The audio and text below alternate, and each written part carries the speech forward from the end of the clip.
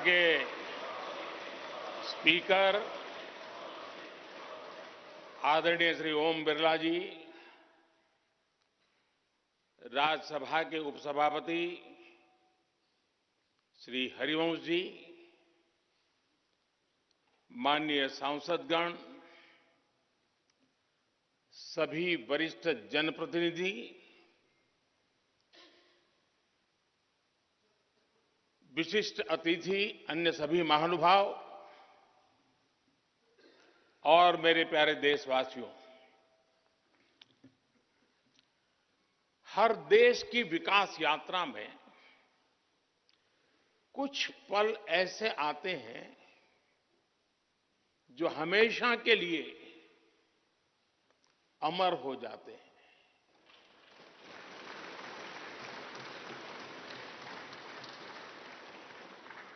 कुछ तारीखें समय के ललाट पर इतिहास का अमिट हस्ताक्षर बन जाती है। आज 28 मई 2023 का ये दिन ऐसा ही शुभ अवसर है।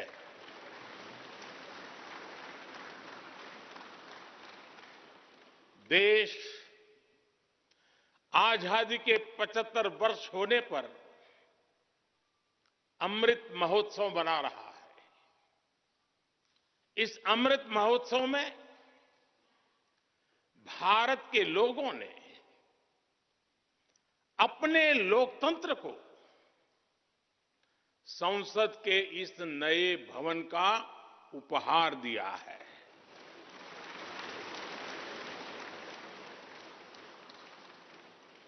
आज सुबह ही संसद भवन परिसर में सर्वपंथ प्रार्थना हुई है।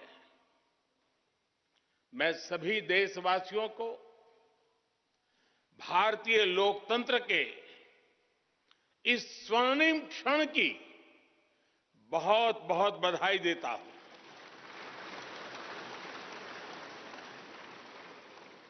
साथियों, ये सिर्फ एक भवन नहीं है, ये 140 करोड़ भारतवासियों की आकांक्षाओं और सपनों का प्रतिबिंब है।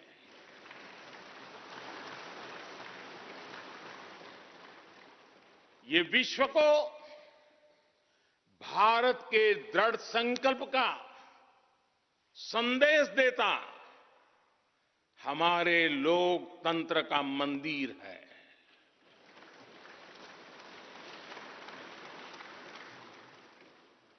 ये नया संसद भवन योजना को यथार्थ से, नीति को निर्माण से, इच्छा शक्ति को क्रिया शक्ति से, संकल्प को सिद्धि से जोड़ने वाली अहम कड़ी साबित होगा। ये नया भवन हमारे स्वतंत्रता सेनानियों के सपनों को साकार करने का माध्यम बनेगा।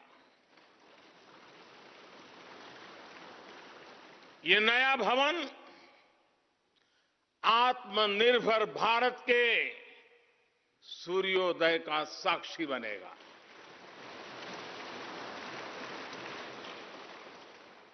ये नया भवन विकसित भारत के संकल्पों की सिद्धि होते हुए देखेगा।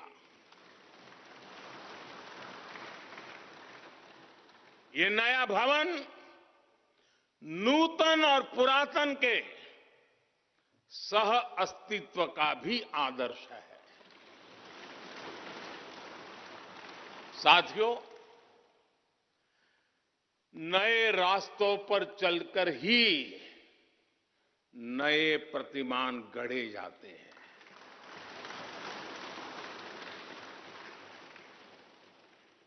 आज नया भारत नए लक्ष्य तय कर रहा है, नए रास्ते गढ़ रहा है। नया जोश है, नया उमंग है, नया सफर है, नई सोच है। दिशा नई है, दृष्टि नई है, संकल्प नया है, विश्वास नया है।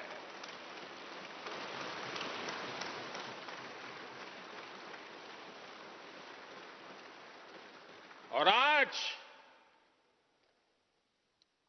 फिर एक बार पूरा विश्व भारत को, भारत के संकल्प की दृढ़ता को, भारतवासियों की प्रखरता को, भारतीय जनशक्ति की जिजीविषा को आदर और उम्मीद के भाव से देख रहा है।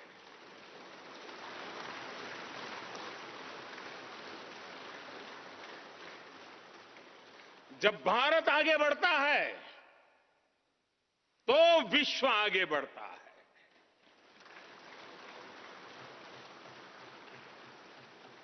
संसद का ये नया भवन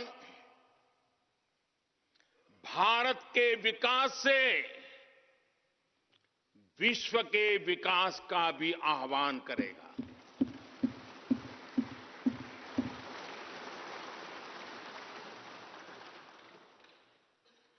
साथियों, आज इस ऐतिहासिक अवसर पर कुछ देर पहले संसद की इस नई इमारत में पवित्र सेंगोल की भी स्थापना हुई है।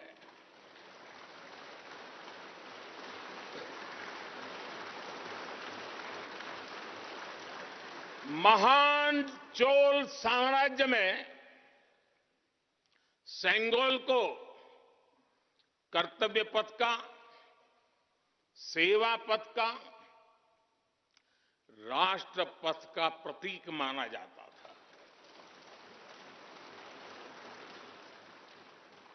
राजा जी और आदीनम के संतों के मार्गदर्शन में यही सेंगोल सत्ता के हस्तांतरण का प्रतीक बना था। तमिलनाडु से विशेष तौर पर आए हुए आदीनम के संत आज सुबह संसद भवन में हमें आशीर्वाद देने उपस्थित हुए थे। मैं उन्हें पुनः श्रद्धापूर्वक नमन करता हूं। उनके ही मार्गदर्शन में लोकसभा में ये पवित्र सेंगोल स्थापित हुआ है। पिछले दिनों मीडिया में इसके इतिहास से जुड़ी बहुत सारी जानकारी उजागर हुई है। मैं इसके विस्तार में नहीं जाना चाहता हूं, लेकिन मैं मानता हूं ये हमारा सौभाग्य है कि इस पवित्र सेंगोल को हम उसकी गरिमा लौटा सके हैं, उसकी मान मर्यादा लौटा सके हैं। जब भी इस संसद भवन में कार्रवाई शुरू होगी, ये सेंगोल हम सभी को प्रेरणा देता रहेगा। साथियों, भारत एक लोकतांत्रिक राष्ट्र ही नहीं बल्कि लोकतंत्र की जननी भी है, मदर ऑफ डेमोक्रेसी भी है। भारत आज वैश्विक लोकतंत्र का भी बहुत बड़ा आधार है। लोकतंत्र हमारे लिए सिर्फ एक व्यवस्था नहीं, एक संस्कार है, एक विचार है, एक परंपरा है। हमारे वेद हमें सभाओं और समितियों के लोकतांत्रिक आदर्श सिखाते हैं। महाभारत जैसे ग्रंथों में गणों और गणतंत्रों की व्यवस्था का उल्लेख मिलता है। हमने वैशाली जैसे गणतंत्रों को जीकर दिखाया है। हमने भगवान बसवेश्वर के अनुभव मंटपा को अपना गौरव माना है। तमिलनाडु में मिला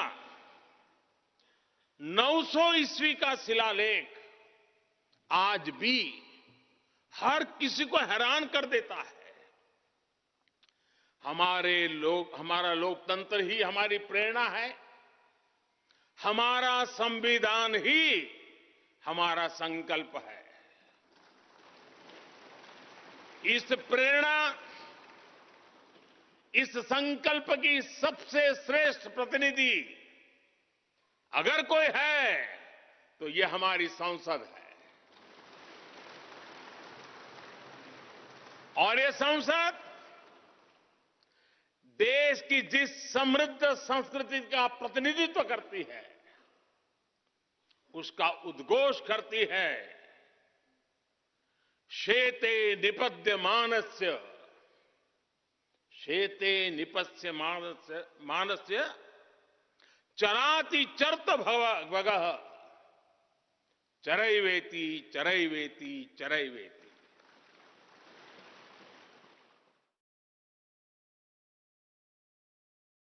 कहने का तात्पर्य, जो रुक जाता है उसका भाग्य भी रुक जाता है, लेकिन जो चलता रहता है उसी का भाग्य आगे बढ़ता है, बुलंदियों को छूता है। और इसलिए चलते रहो, चलते रहो। गुलामी के बाद हमारे भारत ने बहुत कुछ खोकर अपनी नई यात्रा शुरू की थी। वो यात्रा कितने ही उतार चढ़ावों से होते हुए, कितनी ही चुनौतियों को पार करते हुए आजादी के अमृत काल में प्रवेश कर चुकी है। आजादी का ये अमृत काल विरासत को सहेजते हुए विकास के नए आयाम गढ़ने का अमृत काल है। आजादी का ये अमृत काल देश को नई दिशा देने का अमृत काल है। आजादी का ये अमृत काल अनंत सपनों को, असंख्य आकांक्षाओं को पूरा करने का अमृत काल है। इस अमृत काल का आह्वान है, इस अमृत काल का आह्वान है मुक्त मातृभूमि को, मुक्त मातृभूमि को नवीन प्राण चाहिए, नवीन पर्व के लिए नवीन प्राण चाहिए। मुक्त गीत हो रहा, मुक्त गीत हो रहा नवीन राग चाहिए, नवीन पर्व के लिए नवीन प्राण चाहिए।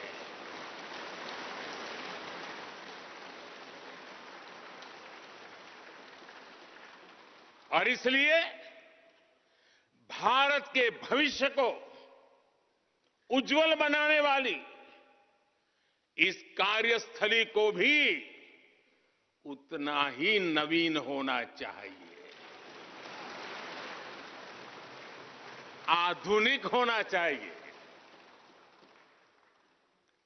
साथियों, एक समय था जब भारत दुनिया के सबसे समृद्ध और वैभवशाली राष्ट्रों में गिना जाता था।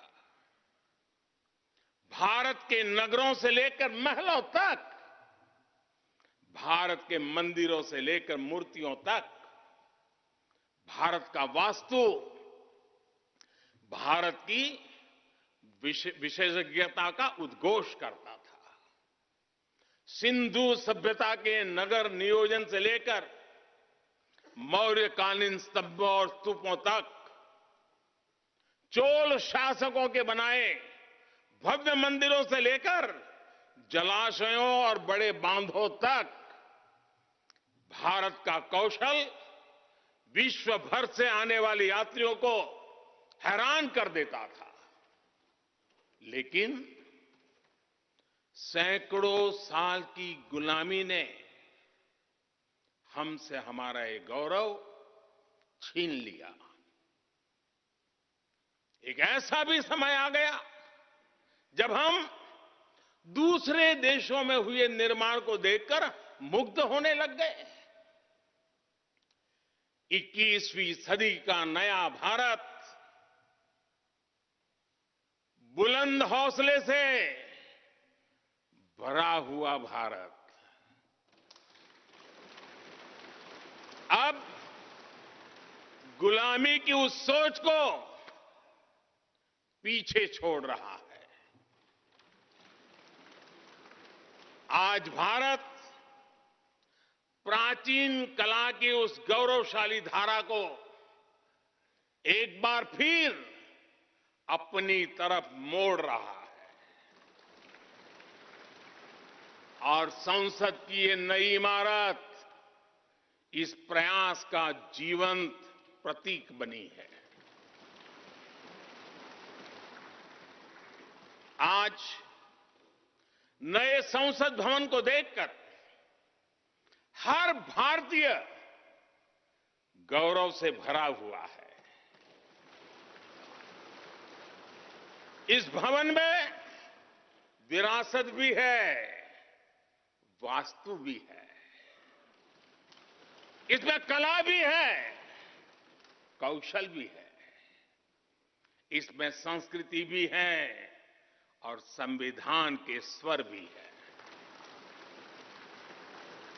आप देख रहे हैं कि लोकसभा का आंतरिक हिस्सा, यहां भी देखिए, यहां भी देखिए, राष्ट्रीय पक्षी मोर पर आधारित है। राज्यसभा का आंतरिक हिस्सा राष्ट्रीय फूल कमल पर आधारित है और संसद के प्रांगण में हमारा राष्ट्रीय वृक्ष बरगद भी है। हमारे देश के अलग अलग हिस्सों की जो विविधता है, इस नए भवन ने उन सबको समाहित किया है। इसमें राजस्थान से लाए गए ग्रेनाइट और बलुआ पत्थर लगाए गए हैं। ये जो लकड़ी का काम आप देख रहे हैं ना, वो महाराष्ट्र से आई है। यूपी में भदोही के कारीगरों ने इसके लिए अपने हाथ से कालीनों को बुना है। एक तरह से इस भवन के कण कण में हमें एक भारत श्रेष्ठ भारत की भावना के दर्शन। साथियों, संसद के पुराने भवन में सभी के लिए अपने कार्यों को पूरा करना कितना मुश्किल हो रहा था, ये हम सभी जानते हैं। टेक्नोलॉजी से जुड़ी समस्याएं थी, बैठने की जगह से जुड़ी चुनौती थी। इसलिए ही बीते 1.5-2 दशकों से ये चर्चा लगातार हो रही थी कि देश को एक नए संसद भवन की आवश्यकता है। और हमें ये भी देखना होगा कि आने वाले समय में सीटों की संख्या बढ़ेगी, सांसदों की संख्या बढ़ेगी, वो लोग कहां बैठते हैं? और इसलिए ये समय की मांग थी कि संसद की नई इमारत का निर्माण किया जाए। और मुझे खुशी है कि भव्य इमारत आधुनिक सुविधाओं से पूरी तरह लैस है। आप देख रहे हैं कि इस समय भी इस हॉल में सूरज का प्रकाश सीधे आ रहा है। बिजली कम से कम खर्च हो, हर तरफ लेटेस्ट टेक्नोलॉजी वाले गैजेट्स हों, इन सभी का इसमें पूरा ध्यान रखा गया है। साथियों, आज सुबह ही मैं इस संसद भवन को बनाने वाले श्रमिकों के एक समूह से मिला हूं। इस संसद भवन ने करीब 60,000 श्रमिकों को रोजगार देने का भी काम किया है। उन्होंने इस नई इमारत के लिए अपना पसीना बहाया है। मुझे खुशी है कि इनके श्रम को समर्पित एक डिजिटल गैलरी भी संसद में बनाई गई है और विश्व में शायद ये पहली बार हुआ होगा। संसद के निर्माण में अब उनका योगदान भी अमर हो गया है। साथियों, कोई भी एक्सपर्ट अगर पिछले 9 वर्षों का आकलन करे तो पाएगा कि ये 9 साल भारत में नव निर्माण के रहे हैं, गरीब कल्याण के रहे हैं। आज हमें संसद की नई इमारत के निर्माण का गर्व है, तो मुझे पिछले 9 साल में गरीबों के 4 करोड़ घर बनने का भी संतोष है। आज जब हम इस भव्य इमारत को देखकर अपना सर ऊंचा कर रहे हैं, तो मुझे पिछले 9 साल में बने 11 करोड़ शौचालयों का भी संतोष है, जिन्होंने महिलाओं की गरिमा की रक्षा की, उनका सर ऊंचा कर दिया। आज जब हम इस संसद भवन में सुविधाओं की बात कर रहे हैं, तो मुझे संतोष है कि पिछले 9 साल में हमने गांवों को जोड़ने के लिए 4 लाख किलोमीटर से भी ज्यादा सड़कों का निर्माण किया। आज जब हम इस इको फ्रेंडली इमारत को देखकर खुश हैं, तो मुझे संतोष है कि हमने पानी की एक एक बूंद बचाने के लिए 50,000 से ज्यादा अमृत सरोवरों का निर्माण किया है। आज जब हम इस नए संसद भवन की लोकसभा और राज्यसभा को देखकर उत्सव मना रहे हैं, तो मुझे संतोष है कि हमने देश में 30,000 से ज्यादा नए पंचायत भवन भी बनाए हैं। यानी पंचायत भवन से लेकर संसद भवन तक हमारी निष्ठा एक ही है, हमारी प्रेरणा एक रही।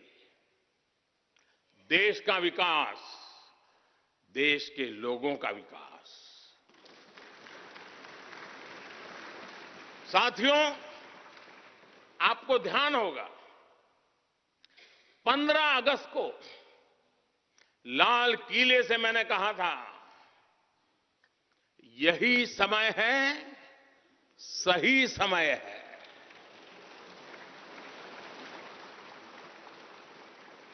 हर देश के इतिहास में ऐसा समय आता है जब देश की चेतना नए सिरे से जागृत होती है। भारत में आजादी के 25 साल पहले, 47 के पहले 25 साल याद कीजिए, आजादी के 25 साल पहले ऐसा ही समय आया था। गांधी जी के असहयोग आंदोलन ने पूरे देश को एक विश्वास से भर दिया था। गांधी जी ने स्वराज के संकल्प से हर भारतवासी को जोड़ दिया था। ये वो दौर था जब हर भारतीय आजादी के लिए जी जान से जुट गया था। इसका नतीजा हमने 1947 में भारत की आजादी के तौर पर देखा। आजादी का ये अमृतकाल भी भारत के इतिहास का ऐसा ही पड़ाव है। आज से 25 साल बाद भारत अपनी आजादी के 100 वर्ष पूरे करेगा। हमारे पास भी 25 वर्ष का अमृत कालखंड है।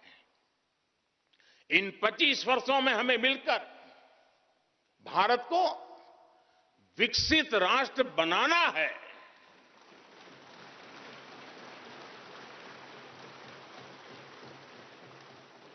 लक्ष्य बड़ा है, लक्ष्य कठिन भी है, लेकिन हर देशवासी को आज इसके लिए जी जान से जुटना ही है। नए प्रण लेने हैं, नए संकल्प लेने हैं, नई गति पकड़नी है। और इतिहास गवाह है कि हम भारतीयों का विश्वास सिर्फ भारत तक ही सीमित नहीं रहता। हमारी आजादी की लड़ाई ने दुनिया के बहुत सारे देशों में उस समय एक नई चेतना जागृत कर दी थी। हमारी आजादी की लड़ाई से भारत तो आजाद हुआ ही, साथ ही कई देश आजादी की राह पर चल पड़े। भारत के विश्वास ने दूसरे देशों के विश्वास को सहारा दिया था। और इसलिए भारत जैसा विविधता से भरा देश, इतनी बड़ी आबादी वाला देश, इतनी सारी चुनौतियों से लड़ने वाला देश जब एक विश्वास के साथ आगे बढ़ता है तो इससे दुनिया के अनेक देशों को प्रेरणा भी मिलती है। भारत की हर सफलता आने वाले दिनों में दुनिया के अलग अलग भूभाग में अलग अलग देशों की सफलता के रूप में प्रेरणा का कारण बनने वाली है। आज यदि भारत तेजी से गरीबी दूर करता है तो ये कई देशों को गरीबी से बाहर आने की प्रेरणा भी देता है। भारत का विकसित होने का संकल्प कई और देशों का संबल बनेगा। इसलिए भारत की जिम्मेदारी और बड़ी हो जाती है। और साथियों, सफलता की पहली शर्त सफल होने का विश्वास ही होती है। ये नया संसद भवन इस विश्वास को नई बुलंदी देने वाला है। ये विकसित भारत के निर्माण में हम सभी के लिए नई प्रेरणा बनेगा। ये संसद भवन हर भारतीय के कर्तव्य भाव को जागृत करेगा। मुझे विश्वास है इस संसद में जो जनप्रतिनिधि बैठेंगे वे नई प्रेरणा के साथ लोकतंत्र को नई दिशा देने का प्रयास करेंगे।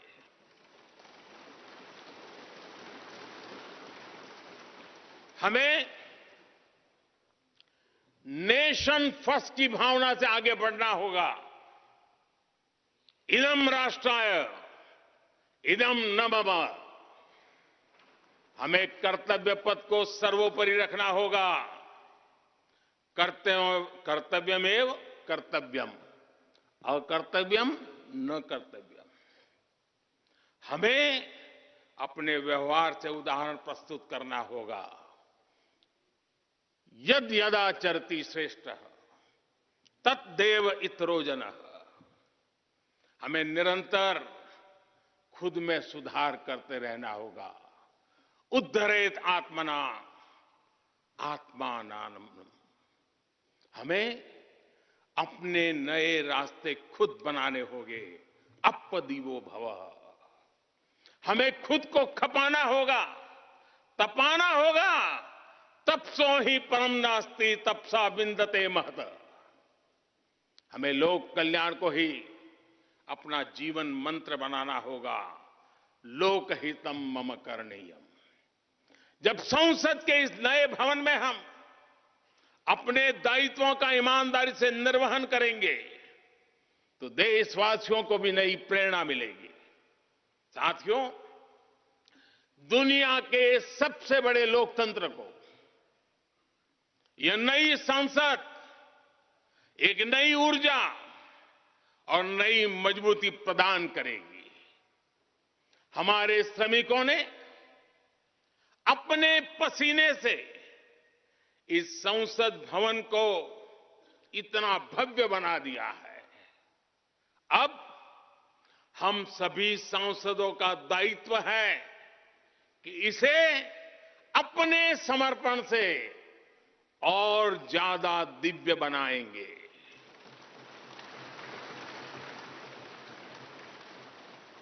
एक राष्ट्र के रूप में हम सभी 140 करोड़ भारतीयों का संकल्प ही इस नई संसद की प्राण प्रतिष्ठा है।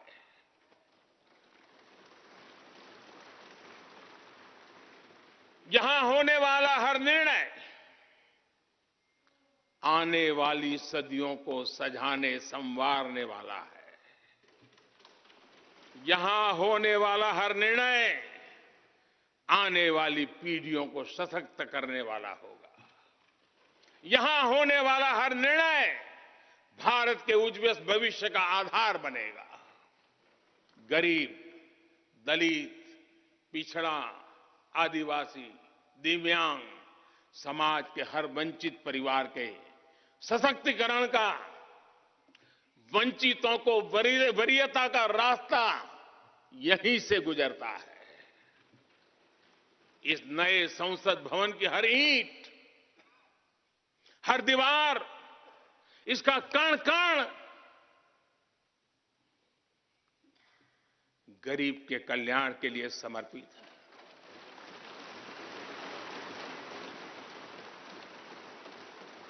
अगले 25 वर्षों में संसद के इस नए भवन में बनने वाले नए कानून भारत को विकसित भारत बनाएंगे। इस संसद में बनने वाले कानून भारत को गरीबी से बाहर निकालने में मदद करेंगे। इस संसद में बनने वाले कानून देश के युवाओं के लिए, महिलाओं के लिए नए अवसरों का निर्माण करेंगे। मुझे विश्वास है संसद का यह नया भवन नए भारत के सृजन का आधार बनेगा। एक समृद्ध, सशक्त और विकसित भारत नीति, न्याय, सत्य, मर्यादा और कर्तव्य पथ पर और सशक्त होकर चलने वाला भारत। मैं समस्त भारतवासियों को नए संसद भवन की फिर से बहुत बहुत बधाई देता हूं। धन्यवाद। नमस्कार दोस्तों, बीसीआर न्यूज़ में आपका स्वागत है। मैं हूं आपका होस्ट एंड दोस्त अजय शास्त्री। उम्मीद है आपको यह हमारा वीडियो अच्छा लगा होगा, तो आप इसको शेयर कीजिए और लाइक कीजिए और साथ साथ हमारे चैनल को सब्सक्राइब भी कीजिए। जी हाँ, ऐसे ही नए वीडियो के साथ फिर आपके साथ हाजिर होंगे। तब तक के लिए आपसे अलविदा लेते हैं। भारत माता की जय। वंदे मातरम। जय हिंद दोस्तों। Audio Jungle.